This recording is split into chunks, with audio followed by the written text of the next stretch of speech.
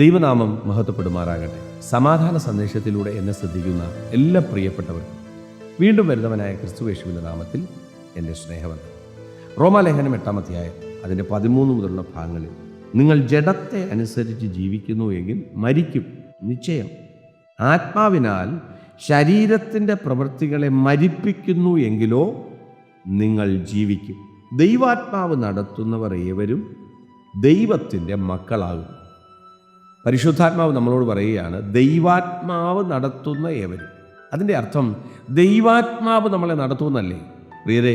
പരിശുദ്ധാത്മാവ് നമ്മളെ നടത്തും, ദുരാത്മാവും വേണമെങ്കിൽ നമ്മളെ നടത്താം. പക്ഷേ ഇവിടെ വചനം പറയുകയാണ്, ദൈവാത്മാവാണ് നടത്തുന്നതെങ്കിൽ ഞാൻ നിങ്ങൾ ദൈവത്തിൻ്റെ മക്കളാണ്. അങ്ങനെ ദൈവത്തിൻ്റെ മക്കളെക്കുറിച്ച് പറയുകയാണ്, അവർ ജഡത്തെ അനുസരിച്ച് ജീവിക്കത്തില്ല, എങ്കിൽ അവർ മരിച്ചു പോകും. ദൈവാത്മാവ് നടത്തുന്ന ഒരു വ്യക്തി ജഡത്തെ അനുസരിച്ച് ജീവിക്കത്തില്ല.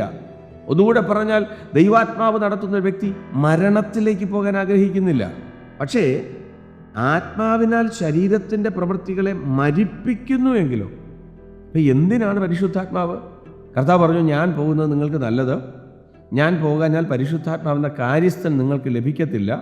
ഈ കാര്യസ്ഥനാണ് എന്നേക്കാൾ നിങ്ങൾക്ക് നല്ലത്. കാരണം കാര്യസ്ഥൻ എപ്പോഴും നിങ്ങളുടെ കൂടെ ഇരിക്കും.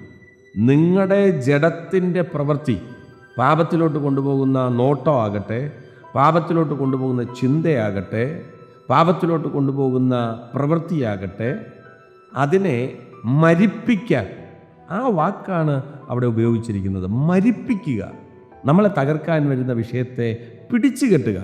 പൗലോസ് കൊരിന്ത്യ സഭയ്ക്ക് ലേഖനം എഴുതിയപ്പോൾ ഒരു ഭാഗത്ത് പറഞ്ഞിട്ടുണ്ട്, ക്രിസ്തുയേശുവിൻ്റെ അനുസരണത്തിനായിട്ട് പിടിച്ചടക്കി എന്ന് വെച്ചാൽ സങ്കല്പങ്ങൾ, ചിന്തകൾ, ഇതിനെയൊക്കെ പിടിച്ചടക്കുക.